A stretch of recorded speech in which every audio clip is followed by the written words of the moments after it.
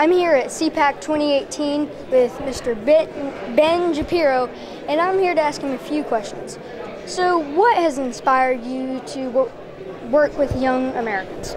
Well, I think that young Americans like you are inspiring because they actually care about the facts and are interested in learning about them and have kept an open mind thus far to new arguments. And I'm always encouraged by how many kids are curious about learning truths and facts and how they distinguish from, as you say, subjective opinions. What are you looking forward to for CPAC? Well, I'm looking forward to actually spending a lot of time with young people. I really enjoy that. I like going on college campuses. So that's the best thing, is walking through the hallways and just spending time chatting with folks. Has there ever been a time where you weren't accepted on college campuses?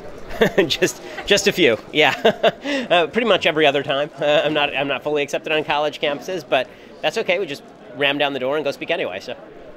Well, that's what doors are for. Exactly. Well, so what are you looking for? What are you looking forward to for President Trump's speech? What are you hoping to hear?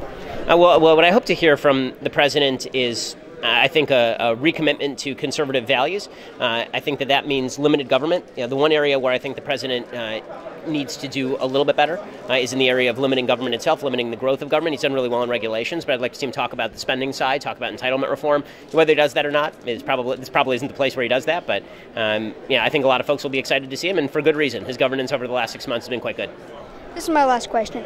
What do you think Americans my age, young, can do to help unite our very polarized country? I think the very first thing that young people can do is stop worrying so much about the emotions of politics and start worrying more about a common base of facts. If we're all operating from the same base of facts, it's going to be a lot easier for us to find an agreement on the proper solutions, whereas if we're just yelling at each other and saying we're all jerks, it's going to be very difficult. Thank you. Hey, thanks a lot. Thank you for your time. Future president right here. No, not politics. Hey, thanks a lot. I'm Phoenix Rising at America.com, and this is our country.